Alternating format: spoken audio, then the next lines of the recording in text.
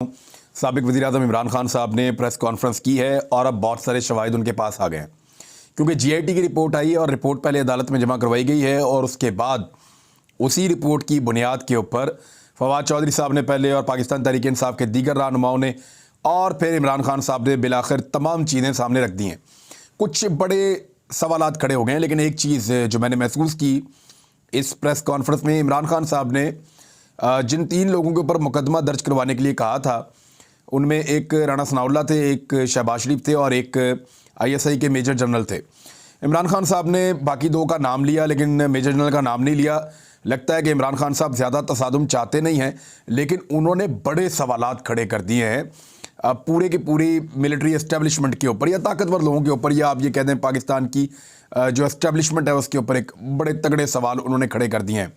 और वो इसको मज़ीद ब्रॉडर पिक्चर के अंदर ले गए हैं कि जनाब जवाब दिया जाए। लोग समझते हैं कि आप पाकिस्तान की हिफाजत करते हैं और पाकिस्तानियों की हिफाजत के लिए आप यहाँ मौजूद हैं, लेकिन मेरे ऊपर जो कत्ल की साजिश की गई है उसमें इमरान खान साहब ने कहा कि मुझे बिल्कुल पता है कि किन्होंने ये साजिश की और कैसे ये साजिश की। बड़े सवालात कैसे हैं वो आपको बताता हूँ। और 2 प्रोपेगेंडाज जो इमरान खान साहब के खिलाफ अब तैयार किए गए हैं मीडिया सेल की जानिब से, यानी वो कार्रवाइयाँ अभी बंद नहीं हुई हैं और ये कहा जाता है कि एस्टेब्लिशमेंट का एक हिस्सा अभी भी इमरान खान साहब को रोकने और दीवार से लगाने के लिए हर किस्म के हथकंडे इस्तेमाल करने को तैयार है। दूसरा, पीएमएलएन का जो मीडिया सेल है वो भी उनके साथ कोलैबोरेशन में काम कर रहा है।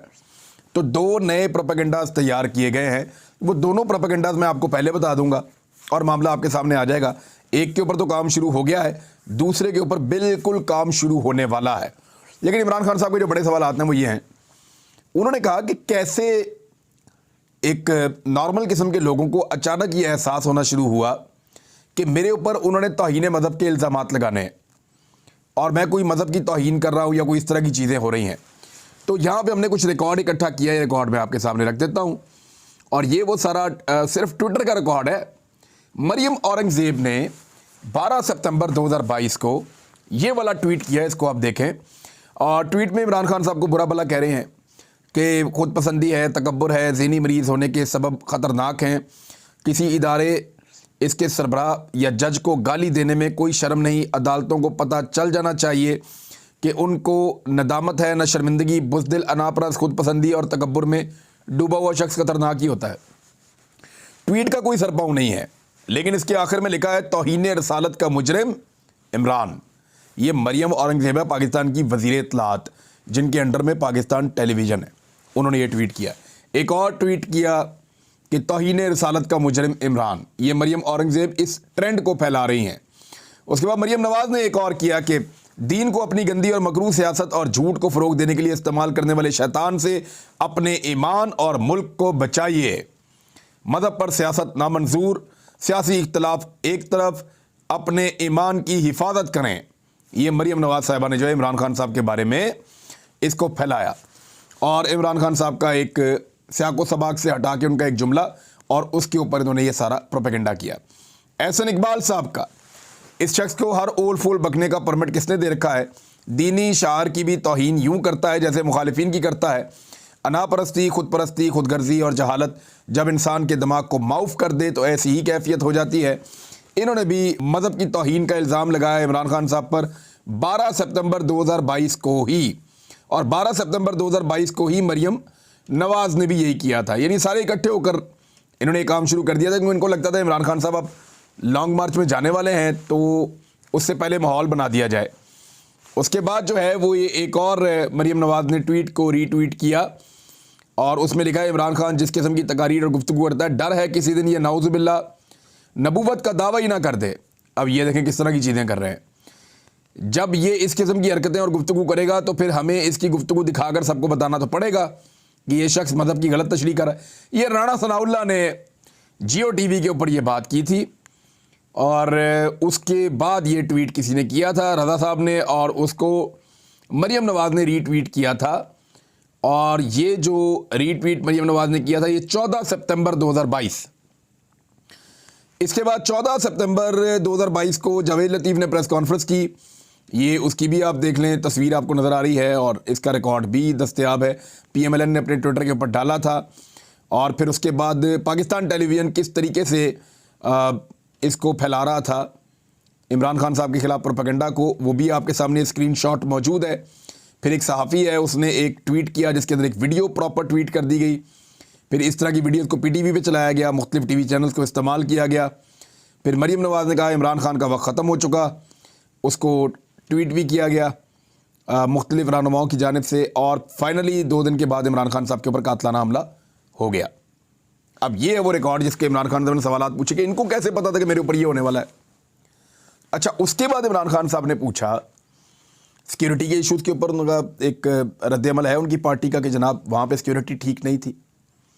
फिर इमरान खान साहब ने कहा कि जिस शख्स ने मेरे पे गोलियां चलाई उसको किसने ट्रेंड किया था। उन्होंने कहा मैं पिस्टल चलाना जानता हूँ, और ये क्योंकि मैं भी खुद भी शूटिंग करता रहा हूँ तो मुझे आइडिया है, हर तरह के वेपन मैंने चलाए हैं। तो ये जो ब्रस्टेड पिस्टल होता है ये कंट्रोल नहीं कर सकता आम आदमी, इसको ट्रेंड आदमी कंट्रोल कर सकता है। तो वो लड़का जो बज़ाहिर नशई था वो एक ब्रस्टेड पिस्टल को, ऑटोमेटिक ब्रस्टेड पिस्टल को कैसे कंट्रोल कर रहा था, ये एक बड़ा सवाल है जो मेरे दिमाग में भी बतौर एक शूटिंग करने वाला शख्स, या मैं पिस्टल शूटिंग के लिए जाता हूँ रेंजेस के ऊपर, तो मेरे दिमाग में ये सवाल बार बार, 1-2 दफ़ा मुझे मौका मिला कुछ लोगों के पास जो है वो इस तरह की पिस्टल से मैंने चला के देखा है, तो वो डिफ़िकल्ट है उसको कंट्रोल करना। तो उस आदमी ने कैसे कंट्रोल किया, बड़ा सवाल है। उसको किसने ट्रेनिंग दी थी, इमरान खान साहब ने सवाल उठाया। दूसरा, इमरान खान साहब ने कहा कि मुझे ये पहले पता था कि गोली एक जगह से नहीं चल रही, और अब साबित हो गया कि 3 जगह से हमलावर गोली चला रहे थे, उनके कॉल भी मिल गए। तीसरा, इमरान खान साहब ने पूछा कि जब पकड़ के लेके चले गए वहाँ पे, और डीपीओ और आरपीओ ने अपनी मौजूदगी के अंदर अपना मोबाइल फ़ोन देकर डीपीओ ने वीडियो रिकॉर्ड करवाई, और मुजरिम का बयान जो है वो उसका निकलवाया, उससे रिकॉर्ड करवा के अपना फ़ोन देकर, और बाद में यही डीपीओ टीवी चैनल्स के ऊपर लाइव ये कहता रहा है कि हम इंक्वायरी कर रहे हैं कि किसने ये दिया है, हमने सबके मोबाइल फ़ोन भी ले लिए हैं, हम चेक कर रहे हैं कि किसने अपने मोबाइल से ये वीडियो बनाई और किसने ये वीडियो फैलाई, हम ये सारा कुछ देख रहे हैं। हालांकि मोबाइल एक ही था और वो मोबाइल डीपीओ का अपना मोबाइल था। अब आप अंदाज़ा कीजिए कैसा फ्रॉड और झूठ है कि खुद वीडियो बनाई और बाद में लाइव टेलीविज़न के ऊपर बैठकर झूठ बोलते हुए कह रहे हैं कि हम इंक्वायरी कर रहे हैं। मैंने उस दिन वज़ीर आला पंजाब को और आईजी पंजाब को, दोनों को अस्पताल में शौकत खानम में ये मुझे मिले थे, तो मैंने इन दोनों को कहा था कि आप डीपीओ से लेकर नीचे तक सबके मोबाइल फ़ोन ले लें। अगर आप वो ले लेंगे आपको पता चल जाएगा कि कौन आपका मुजरिम है और ये गेम कौन खेल रहा है, सारा पोल खुल जाएगा। लेकिन उन्होंने इस बात को नहीं सुना। और फिर इमरान खान साहब ने कहा कि वो उसने किन ताकतवर लोगों के कहने के ऊपर बनाई। फिर वो पर्चा नहीं दे रहा था, कौन इतना ताकतवर था जिसके कहने के ऊपर पर्चा नहीं दिया जा रहा था। फिर जब पर्चा हुआ भी तो वो एक फार्मूला किस्म का पर्चा दे दिया। मुझे गोलियां लगी हैं, मेरे मुताबिक पूछा ही नहीं गया कि पर्चा कैसे देना है, ये इमरान खान साहब ने कहा।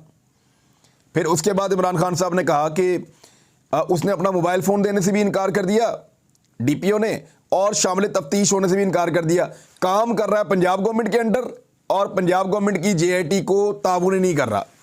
कैसे हो सकता है? कौन उसके पीछे इतना ताकतवर आदमी है जो उसको इतनी बड़ी सपोर्ट दे रहा है? इमरान खान साहब ने यह भी पूछा।